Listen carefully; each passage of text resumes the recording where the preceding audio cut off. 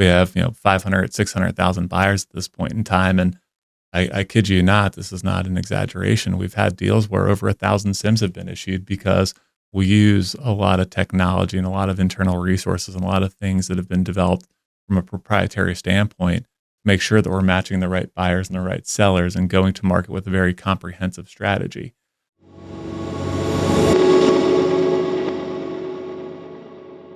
Tyrus O'Neill, CEO of the Americas for Benchmark International, joined us on today's podcast.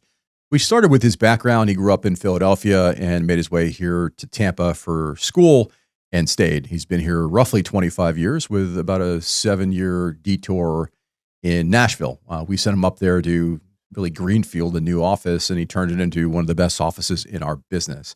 He did so by driving day to day through metrics. He's big believer in KPIs, but not just driving through KPIs. But that's been a real unlock for him. It was transformative for the Nashville office, and certainly we're seeing it across the business here globally at Benchmark today. We covered a lot of ground. We talked about our process, how it's unique to Benchmark, very, very different than how other folks do it in our industry. Talked about our approach to technology, where it's going, and then we talked a bit about the arena and what that's done to transform our business. Had a lot of fun talking with Tyrus today. We'll have him back on to get deeper on other areas. Hope you enjoy this episode. Thanks, guys.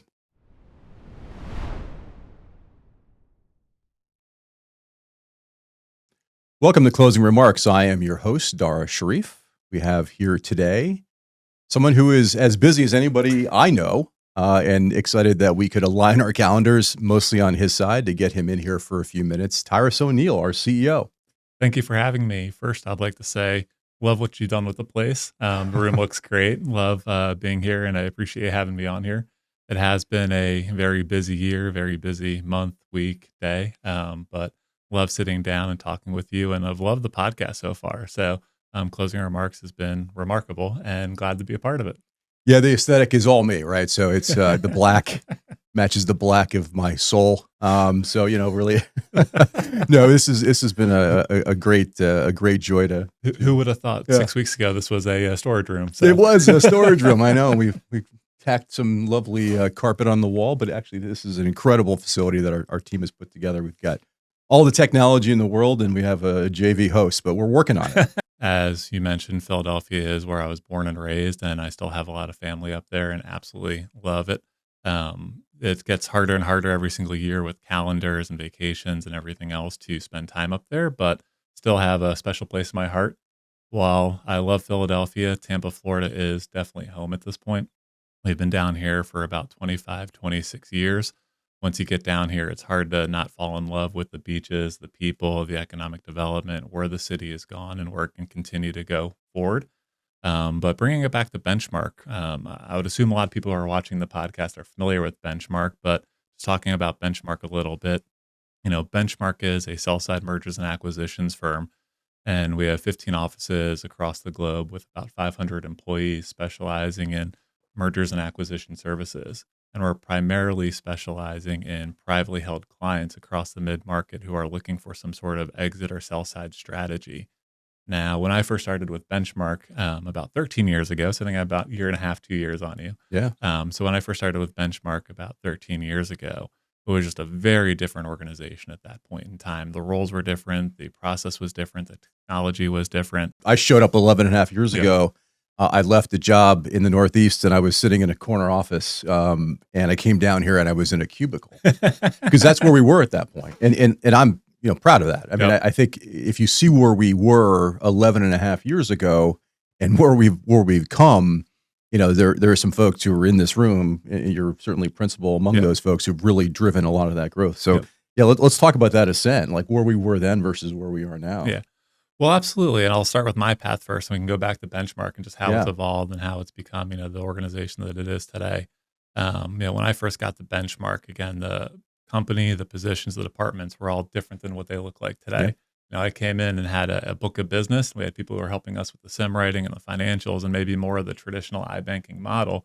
And it was, again, we've evolved significantly since then, but I've gone on to lead a book of business to leading a team to leading a department to leading an office to then moving to Nashville for about 7 years, which Yeah. is an important part of my story.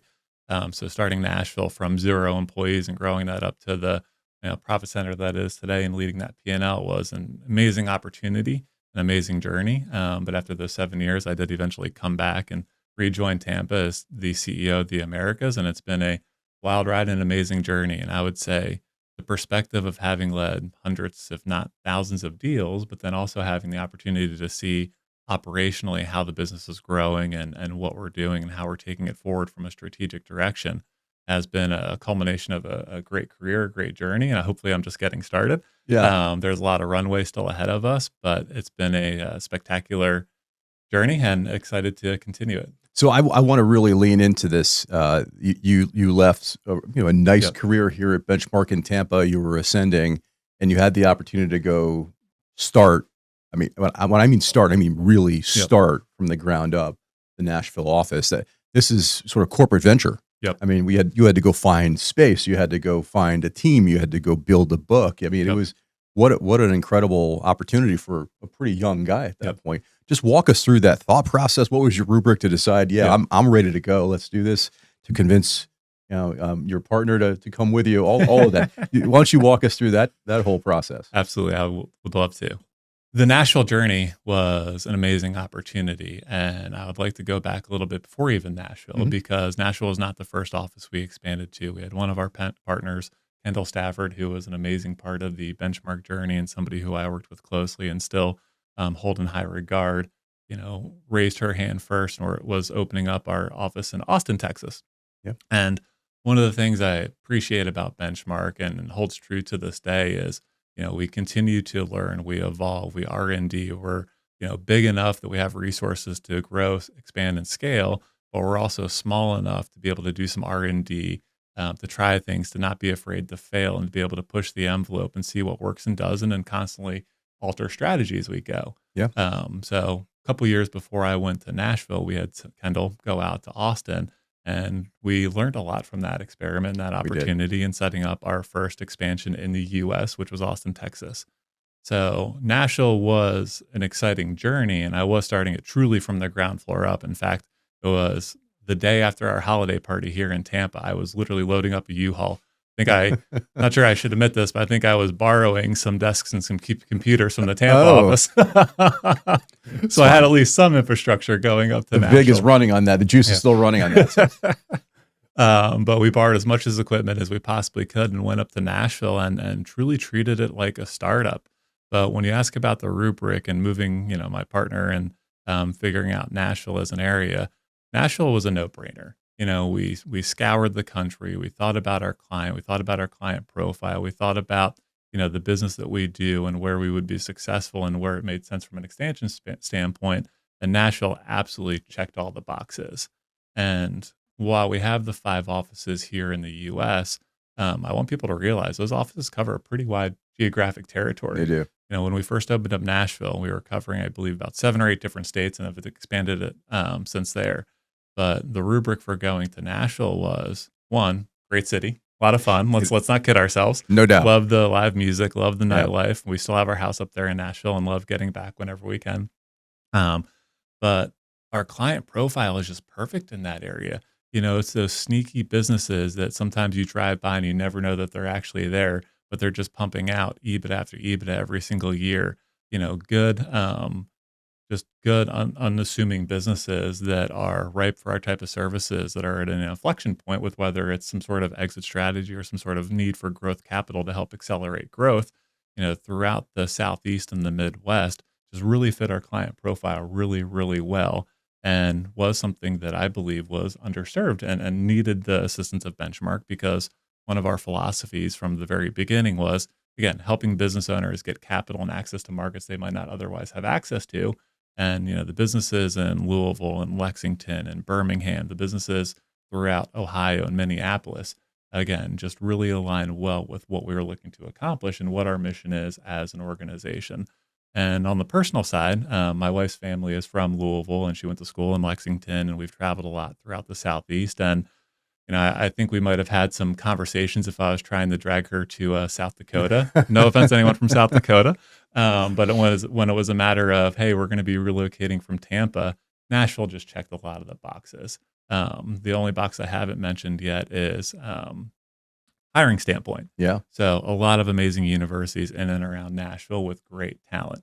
And we were also able to pull a lot of people from Chicago, the New Yorks, the Mhm. Californias of the world who, had great financial careers, had been studs at either banking or private equity, who no longer wanted the, hustle and bustle of the big city, or at a point in their life where they're starting to have families and wanted to relocate to a city that was, somewhere where they could have a good, solid financial backing, but also a little bit more of that family life and a little bit different lifestyle than living in downtown Chicago. Yeah. So, from a business standpoint, from a personal standpoint, from a availability of staff and opportunity, Nashville just checked all the boxes. And we grew that office. I originally took up one individual with me, Robert West, who Yeah. is still a good friend of the Yeah. firm and a good friend Sure of is. both of ours. So, Robert, if you're watching, hello, stay in touch. He's watching. Yeah, he always watches. Um, but I took up one individual and we grew it to what I'd like to pat myself on the back a little bit for, the largest P&L and one of the more successful offices in Yeah. terms of the tenure that I was there. And it was a great journey. It continues to be a wonderful office. It's now led by Matt Keklis, who's doing a fantastic job overseeing the day-to-day operations. And Nashville will always have a special place in my heart. So sorry, I get a little long-winded when we Yeah. talk about Nashville, No. but when we ask about, the rubric of the city, all those things and probably so much more went into it. No, that makes all the sense in the world. Yep. So I want to pause for a second only to say, you still leave the keys under the mat, right? Because I love Nashville too, and you still have a house there. So I mean, I don't want to have to crash in a hotel when you have a house there. It's all sitting there by itself. It's all lonely. You can crash. You can crash anytime you want, but we do need to talk about which bourbon you're allowed to have, which bottles are accessible when you do visit. Listen, I'm okay. Some of them are off limits. I get but it. Others are okay. I love bourbon, but I'm not a bourbon slob. Some of my favorite bourbons are under $70. So I want to talk a little bit about one of the strategies, or not even strategies, but your orientation of really driving that office, because I think we've seen it here now at the corporate level. Yep. One of the things you brought to the business, I think, was driving through KPIs, Yep. which that really allowed you to sort of manage the business in real time, in the moment, versus looking through the rearview mirror and saying, "Hey, we had a great quarter last quarter, or a great year last year because our numbers were good." KPIs allow you to manage in the moment. How are we doing this day, this week? And talk a little bit about how you've implemented KPIs, how that was so transformative for the Nashville office, and how it's being implemented here across the business. Yeah, absolutely. We can talk about stats all day. I'm sure that'll keep everybody wide awake. But joking aside, I mentioned it before, I started at Benchmark working on deals, and I love deals. I think we're all deal junkies at the end of the day. Yeah. And, my heart's still in the, M&A process and working directly with clients. In fact, that's one of the things I wish I could be more involved in today than I am now that I'm in a leadership position. But when you look at deals and you look at leaderships and you look at running the office, there are actually a ton of parallels between the two. And when I think about the process, it's all about experience. It's about understanding a process. It's understanding what checkpoints are critical, being able to anticipate what's going to be happening in the future. And when you think about the deal, you and I have probably collectively worked on a couple of thousand of deals between each other. Yeah. And you might resonate with this. One of the benefits of working with Benchmark, our team and our expertise, is how many deals we've worked on and how many different industries and how many different scenarios we've seen. And you get to a point where when you work on enough deals, you can almost anticipate a client's reaction to certain parts of the process. You can almost anticipate what's going to be happening with a buyer if X, Y, and Z were to happen. You can absolutely anticipate, the outcome of certain things and put strategy behind it. Right. And when I think about how we were very successful in working on deals by being able to see 10 steps ahead and anticipate those things and make sure that our clients were in the best position possible, very similar with leadership and running the office and thinking about KPIs. And you need those KPIs as your indicator of how it helps you think about the future and how you can see 10 steps ahead and how you can absolutely lead an office or an organization in the most effective way possible. Because it's very difficult to be able to predict the future without having a good understanding of the past, where you've been and what's working and what's not working. Right. So that's where I was very KPI heavy to a point where I think I was driving people a little bit mad. You know, you need to be able to drive by numbers, but there's also more to it than just the numbers. You have to think about, the qualitative side of it, not just the quantitative side of Yeah. it. But, when you're putting in measurements and you're putting in different KPIs and you're putting in different expectations for your team, it's a very good way for you to be able to hold people accountable, to coach them, and to create competition. We're a very competitive organization. I'm a very competitive person, almost to a fault. Yeah. And the KPIs are very useful in the sense of measurement, coaching, then also being able to put people in a pool and say who's doing better than who, and in a sense of driving that competitive nature and making sure that you're getting the most out of people. And I think it all comes together when it comes to KPI, strategy, leadership, and pushing people that people need to be aligned with a common purpose. And that purpose is often getting the clients the result that they want, but how you get there is driving through the KPIs and making sure that you're doing it not just for one client, but for a lot of clients all at once, which is one of the things that's special about Benchmark in terms of the way we run our process and the way we use technology to push the entire deal process, which is very, again, KPI driven. Yeah, so I think that's an elegant segue. I thank you for doing my job for me there. So I think what we want to be doing, I think at this point, is talk about our process. What Yep. makes Benchmark so unique? We don't have your typical sort of M&A iBanking process. Ours is very, very purpose built, very unique, and has evolved over the course of really about 40 years because of the predecessor businesses that our founders started. So why don't you walk us through the Benchmark process and a bit about how it's unique and different from what most folks sort of experience in M&A. Yep, absolutely. Before I do that, I do want to make sure I touch something today.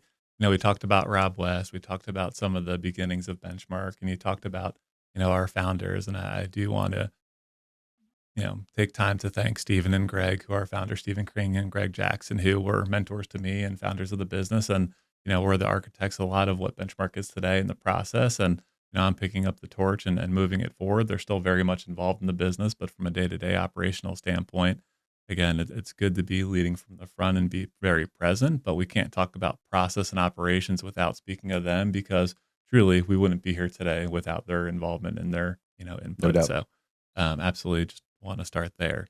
But our process has been, it's evolved year over year over year, and it's something that is unique, and it's something that is world class, and it's something that has shown to be extremely successful in the sense that we're doing 200 plus transactions every single year, and we're working with up to 500, 600,000 buyers at this point in time. So a lot of our process over the last, let's call it 10 years, has been very technology and data driven. And, it's almost an inside joke, and I've mentioned it before.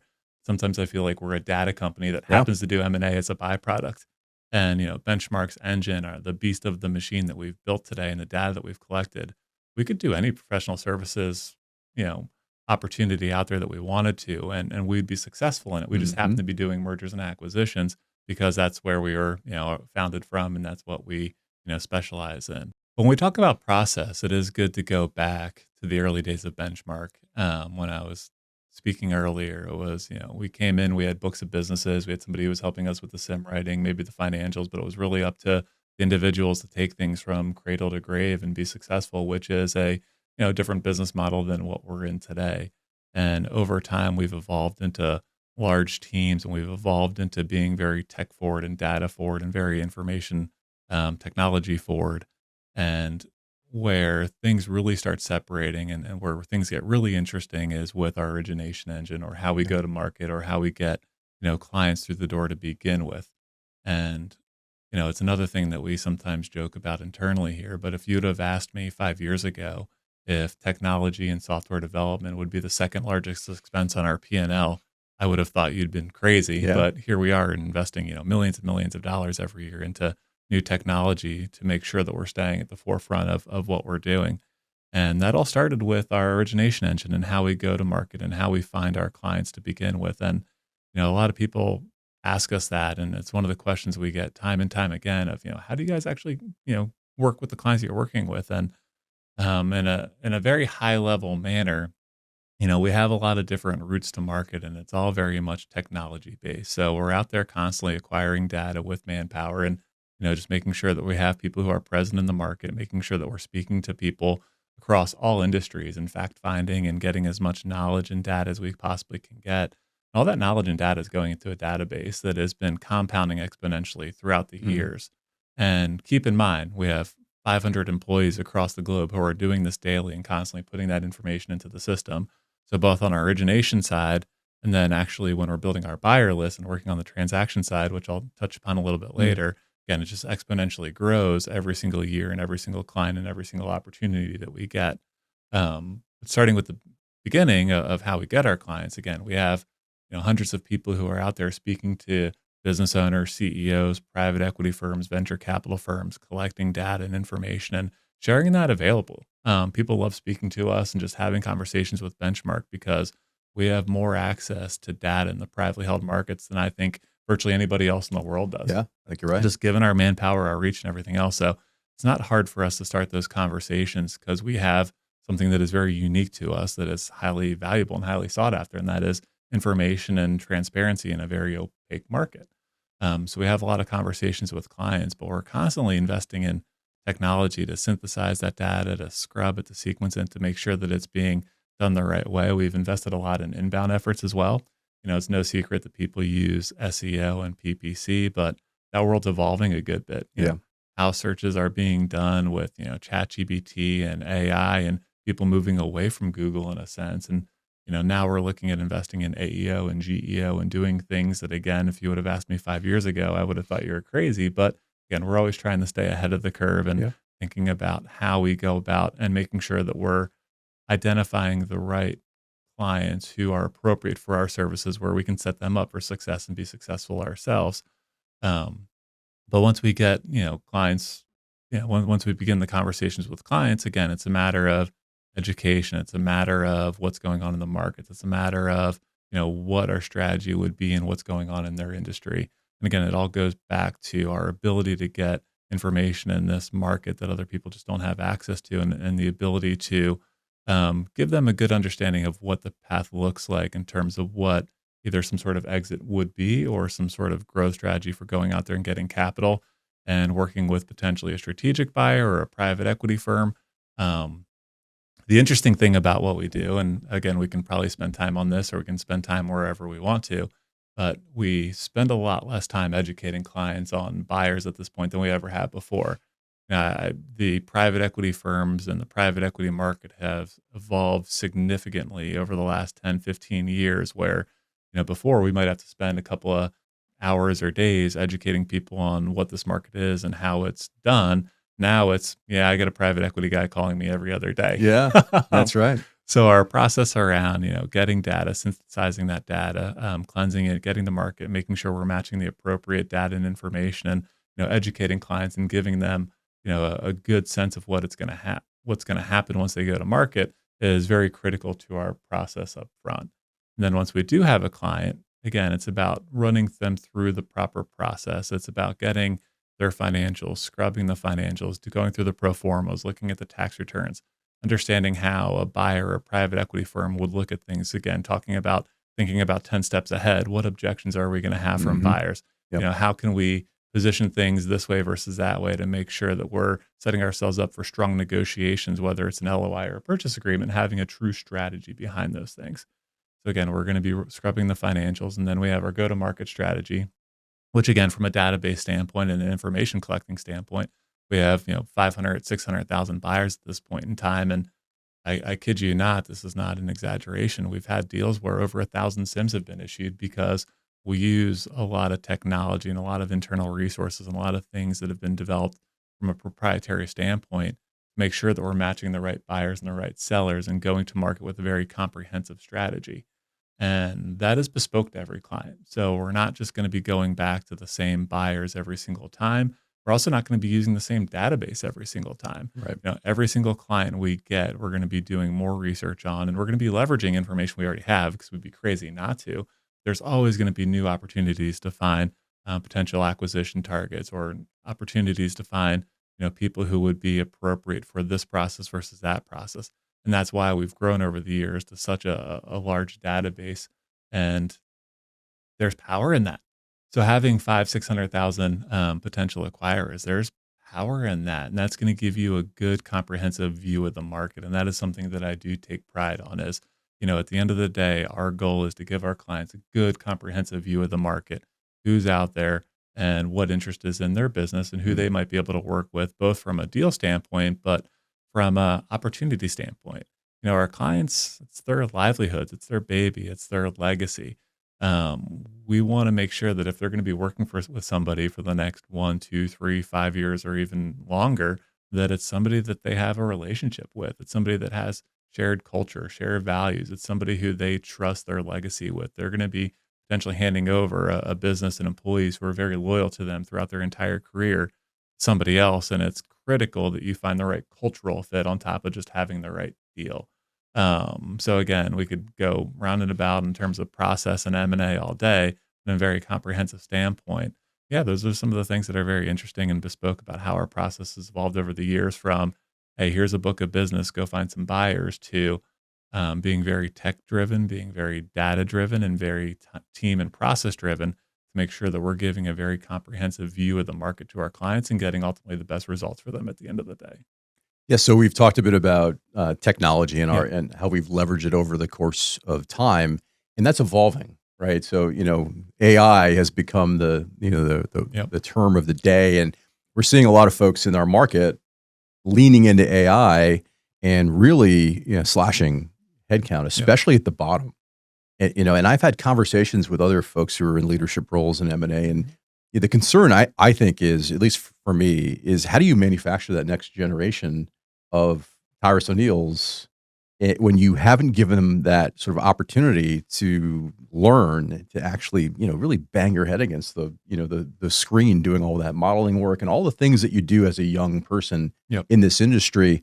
I think you're going to see some second order effects in 10 years. Not here. That's the thing. So our spend in technology is a huge line item, as you Yep. mentioned, but our headcount is going up, not Yep. down. We're leaning in, right? Absolutely. So we recognize that human capital is the differentiator here. Yep. So why don't you talk a bit about AI and sort of the human capital aspect? Ooh, okay. We're gonna go down some rabbit holes. Yes. No, AI is a powerful tool. It's here to stay. I don't think anybody's gonna argue that at this point in time. It's a matter of how it impacts the business and where you utilize it, and to make sure that you're utilizing it the right way. Hallucinations are real. We've seen people come back to us and use AI, whether it's buyers, whether it's clients, whether it's third parties in our network, and you get information back that hopefully was proofread, but You're right. yeah, sometimes it comes back with some challenging aspects. So AI is here, but it needs to be utilized the right way. Um, I'm not too concerned about it from an employee standpoint, if I'm going to be honest about it. And it goes back to culture, and it goes back to who Benchmark is, and how we stick to our guns in certain cases. Um, let's talk about COVID a little bit, which is an Sure. odd way to Let's start go. an AI Let's conversation, go. I'll admit. I love it. During COVID, a lot of people went to work from home and work remote, and we did as well. Our employees obviously wanted to keep everybody safe, so we sheltered at home for the appropriate amount of time. But as soon as we had the opportunity to, we were back in the office. We're suit and tie every day. I didn't get dressed up just for No, Dara on the podcast no. today. This is what I wear virtually This every is the day. uniform. Um, Part of our culture is being professional and being in the office and being around a table and learning from each other. And it's very important to me, and it's very important to the organization, that we have that culture of learning. We have that culture of leadership. And we have that culture of opportunity for people to learn, grow, and expand their careers. And I'll get on a soapbox for a minute, because you've probably heard this before, and I'll say it till I'm blue in the face.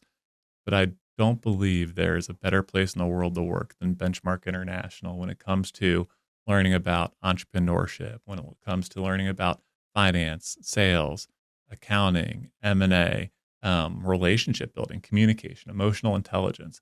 We have access to thousands of clients, both past and present. We work in every industry, whether it's healthcare, technology, food and beverage.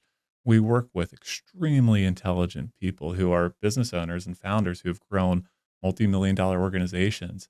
And we get to be able to talk to them and interrogate them and probe them and understand what made them successful and how they got from point A to point B. Yeah. And if somebody really leans into that, if somebody really takes the opportunity to learn about all the things that I just mentioned there, it's an MBA. Like there's no better education in the world than working at Benchmark if you really take time to ask the right questions and insert yourself to it and to understand the answers and to be able to challenge things and to learn and to grow from them. So that being said, between our ability to learn and the ability to have this information at our hands, and then our culture of being in the office, wearing a suit every day, getting around a table to help solve problems for clients, to be able to, leverage each other's expertise and an experience, AI is going to have an impact on our workflow. It's going to have an impact on our process. It's going to be a great, what I consider a skill gap closer, and it's going to be something that we actively want to push forward within the business. But it's never going to replace headcount. We're still very much a people business or relationship business. It's just going to make those people more effective and more efficient within the business. But to answer your original question, there are certain things that will be commoditized. Will we be able to do a working capital analysis much better than somebody else doing a working capital analysis if we're both using the same tools? I mean, there's probably going to still be a difference there. But, interpretation, judgment. There's different interpretations. There's still judgment. There's still things that can be done. But from a rudimentary standpoint, like people can at least go from point A to point B very easily. They might not understand what they're doing or how it's going to be used in a negotiation, but they can still do it. Right. So that's a very good example of why, it can help us maybe do a calculation or a DCF or do something within a financial model much more quickly. But we're still going to need to get around a table. Okay, what is this telling us? What questions should we be asking? How do we use this in our process? How is it going to impact the purchase agreement if we're negotiating an LOI? There's still going to be a lot of thought and strategy, collaboration, and direction that our team's going to have to be working on together in order for us to be successful as an organization. And I would hope as a byproduct, if not very intentionally, that it is helping people grow their careers and to learn. So, no doubt. So you touched on something that I wholeheartedly agree with, which is the notion that we get these young people in there, we put them on the phone with buyers, with sellers very, very early. We get them negotiating NDAs with really elite folks, and we give them the training, we give them the resources, but we give them repetition so early. And they get exposed to all these businesses and business models and leaders and buyers. They're talking on the phone as a 22-year-old with a Wharton MBA, and they're learning. If their brain is engaged and they're listening, they get so much smarter. And you see this like inflection point where that learning becomes exponential, where the stuff they learned in college gets applied, and all of a sudden, a year later, there's an unlock. They see that, that business model for that software as a service business is very similar to that commercial landscaping business. They have 3-year recurring revenue contracts. Oh, that's why they're both so attractive. That's really interesting. And it's an incredible proving ground. And if I had that opportunity in my early 20s, I would be so much smarter than I am today. Not a huge bar, but I would be so much further along in my career. And we see folks, I've had people leave after a year and a half and thank me, go and start a business because at 23 and a half years old, they realized that they had the tools to go and the gumption to go do it, but they learned enough here. And those folks will come back. We've had a lot of boomerangs here. They come back because they're grateful for what they learned here, and they want to come back, and they come back in leadership roles. And it's one of the most gratifying things that I've had since I've been here. I remember talking to Stephen very early, and we were losing some really talented people just because they were evolving, and they found great opportunities. And it was an unlock for me at one point. And I said, Stephen, you know what? This is like, I'm a big Michigan fan, as you know. Coach Harbaugh back then would lose a lot of great coaches. And, I had an epiphany, and I just said, you know what? Those are great coaches, and they become a part of the Harbaugh tree. And at some point, one of them might come back and be the next head coach. And you put all these talented folks out into the world, and at some point you make a huge impact, and it comes back to you. And I think we've manufactured the next generation. We're a big part of it, of M&A talent here, absolutely, in this region and across the globe. And it's really heartening, and it comes back to us, and we've seen it. No, absolutely, and it's one of the better parts of the job. People ask me my favorite thing about the job and the least favorite thing about the job. Probably both answers are people management. Fair. We've seen people who have come out of school, fresh faced with a finance degree who are now leading teams and leading transactions. And I'd put them toe to toe with anyone who's come out of those Definitely. big schools or any of those people who are, coming out of formal, IBs in New York. 100% from a knowledge, talent standpoint and a gumption, like absolutely go toe to toe with any of those people. And we have seen a number of boomerangs. We've seen people who are leaving the organization and starting businesses like you've mentioned. And we even have engaged some of those businesses that are doing Yeah. like outsourced services for us. Yeah. So, it's all about keeping people in the right ecosystem and making sure that we're doing the right thing. And it'll all come back to you eventually. And we're continuing to grow. We're continuing to hire. I don't see AI stopping that anytime soon. We're continuing to open up new offices. We're in the process of opening up Madrid, Spain, which again, I believe has been announced publicly at this point. I But think it's out there. yeah, absolutely. And we're looking to hopefully, push into Canada this year is continuing our North American expansion into Toronto. So we're still going to be growing. We're still investing in people, and AI will be a great skill gap closer. But again, from a headcount standpoint, people are the most important thing to our business. They are the most important things to our clients. And, no matter how smart AI gets, there's still a emotional side to what we do. And there's still a very strong sentiment of relationships that we need to be able to build and maintain if we're going to be successful at what we do, because it is a difficult process to go through. And clients, I think, really appreciate the fact that they have somebody to talk to about it. And what we do is extremely confidential and extremely close to home. And they're not generally sharing the fact that they're selling their business or going through some sort of growth process with even close people in their network. So having that relationship and being able to work with them on the non-business side of it is very critical to what we do as well. And again, that's never going to go away. Yeah, I totally agree. Yep. People have asked me about our view of AI, and we say, hey, we think AI is a lever, and we want people who can lever it. Yep. We want to be levered by AI, but it'll never replace what people can do in our business. It'll never replace human judgment.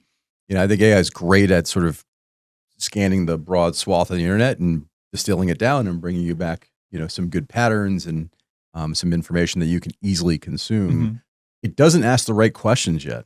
It's good at giving you pretty good answers that based upon patterns. It doesn't know the questions to ask, and I think that's where we really come in, and it's really important. So I'm going to try to maybe not so elegantly transition to the arena. Okay. So I think that I'd be remiss if I didn't at least touch upon the arena, what that strategy looks like. I'm going to kind of keep it open-ended and allow you to take it any direction you want. You've been central to everything from the negotiation to obviously the face of Benchmark, working with VSG and all those great folks. So talk about the arena and take it any direction you want. Yeah, the arena. It's my second home. I'm there virtually. I think I missed 4 Lightning home games last year, and now my wife's wondering why I'm home for dinner so many times now that we're in the off season. But the arena was a culmination of great timing, because it came at a point where we were growing as an organization and our business strategy was shifting somewhat, and we wanted our name and our profile to be viewed a little bit differently in the public domain than it ever has been in the past. And our discussions with Vinix Sports Group and the Lightning started probably now about 2 years ago, because we're coming up on our 1-year anniversary soon of having the naming rights. So can't believe how time flies. Crazy. Yeah. Yeah. But, when we first started speaking with them, the Vinix Sports Group were calling us actually let's go back 3-4 years ago. So they'd always call us for a sponsorship. Do you want to do a sponsorship on the ice? Like, no, call us when something's bigger. Hey, do you want to do, a patch? Hey, call us when something's bigger. Hey, do you want to do the naming rights? Like, oh, that's pretty big. It's big. It's kind of big. So being our backyard, and again, Tampa being our headquarters, our home, and where our employees live, and a very important part of the community. And, community is something we can touch upon too in a little bit, or maybe we save that for part 2. But being a part of the community, we've always known the Tampa Bay Lightning, and VSG has done an amazing work and has an amazing reputation. And we're also just big Lightning fans at the end of the day, and going to hockey games is a lot of fun. It is. But when we learned about the naming rights, it took us probably about a good year to put pen to paper and go through, the detail. And I don't know if people realize how much work goes into, putting your name on the side of a building, which there's a lot more to it than just the name on the side of the building. But Took us likely about a good year to get through the contract and to solidify it. So it was very rewarding to get it done. And when we were able to do the announcement, it was a great celebration. In fact, of all the things I've done at Benchmark, it's one of the things I will likely never forget. The day of the naming, we were able to keep it confidential, which I think virtually everybody was shocked that we were Shocked. able to keep it Yeah. confidential.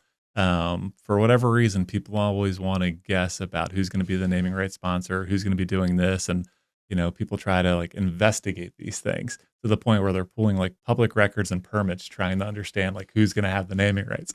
But we were able to keep it confidential. Where there's probably 10 of us at Benchmark who knew what was Yeah. happening throughout the entire time of the negotiations with VSG.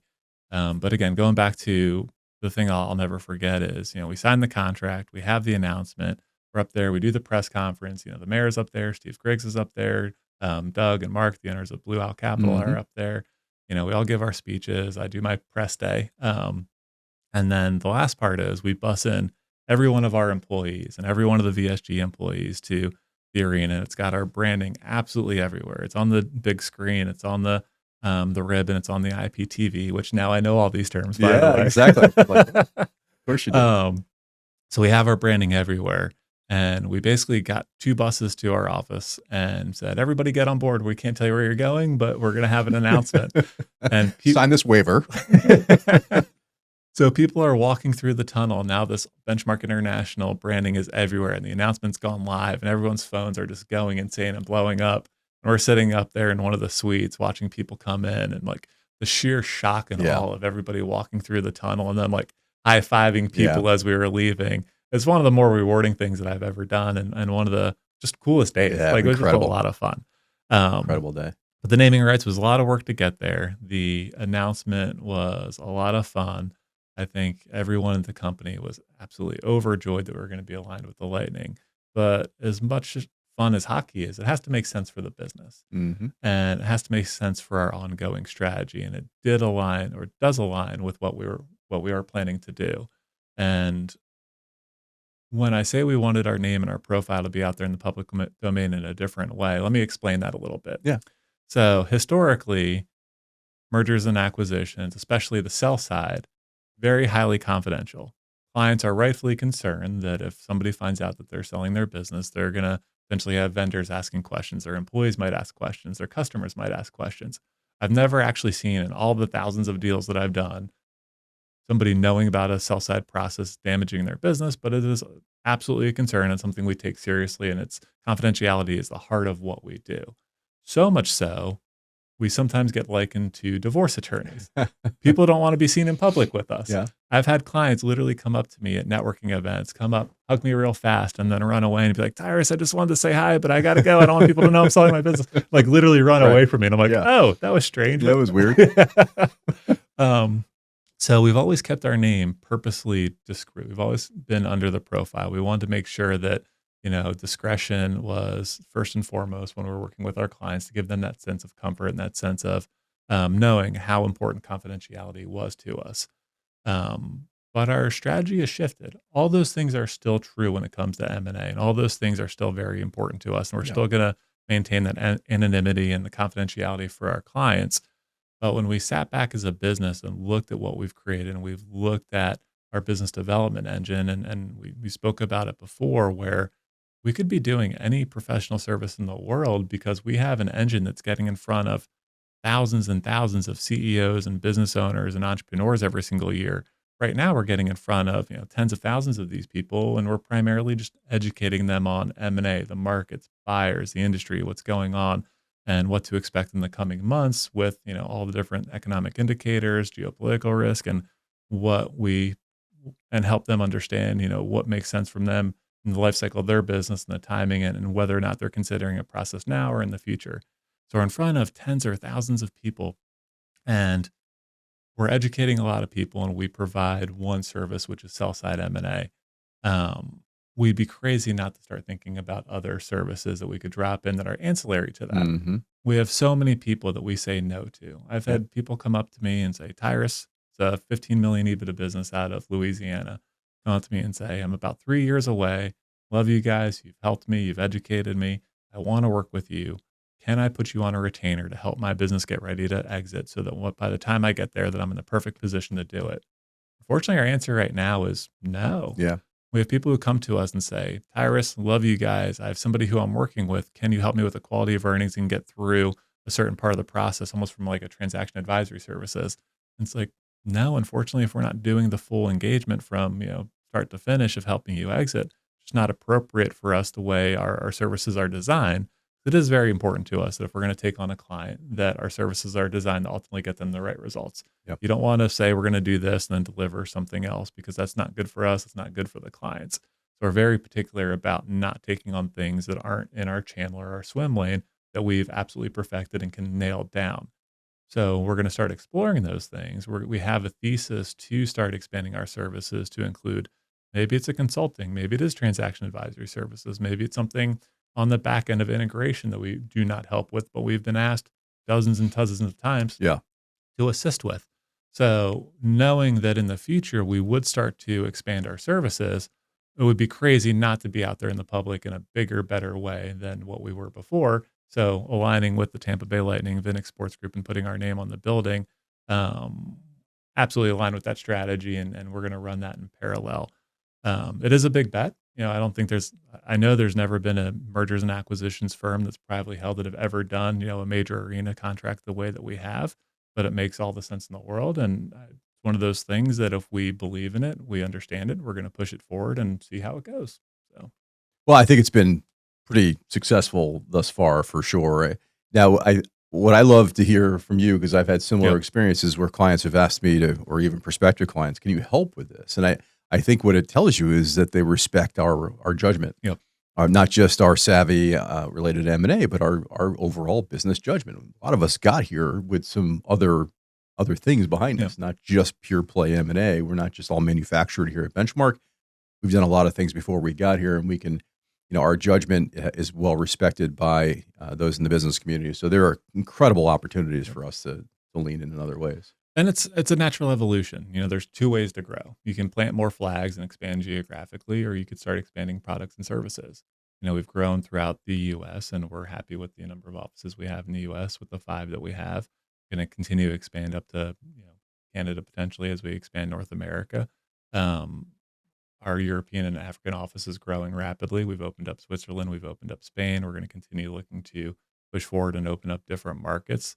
But at the end of the day, we have people who are asking us to expand our services, and we have a great geographic territory. So we'd be crazy not to consider it.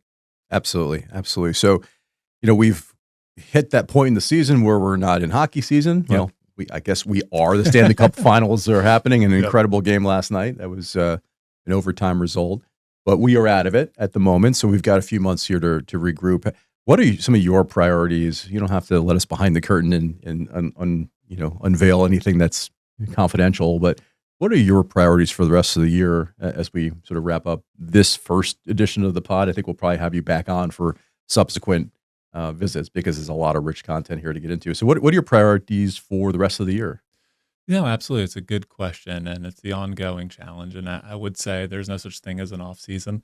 There's a lot that happens behind the scenes with both Benchmark and hockey when they're not in session, which I know they're doing a lot of planning as well in parallel to Benchmark. But for me, it's the ongoing mission. It's about driving the business forward. It's about making sure that operationally we're set up to deliver the best in class results for clients that they absolutely deserve. It's continuing to expand and grow and scale the operations with potentially getting into Toronto and expanding into Canada. It's leaning heavily into AI and technology and making sure that we're staying at the forefront of it, but within a responsible way. You can't go AI mad and just start throwing everything in there without any, guardrails. So we have to be cautious as we do it, but Yeah, make sure that we do it effectively. So it's about pushing the business forward and making sure that, we keep our eye on the goal at the end of the day, but adjust as we need to.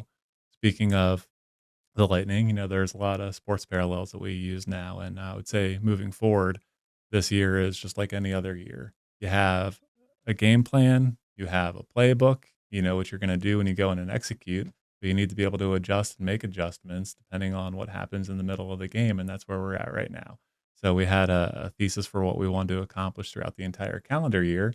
and we're running that well. We're executing on it, but you need to adjust depending on what happens in the market and what happens with the broader business environment. And right now we're continuing to push operations forward. We're making sure we're servicing our clients in the best way possible.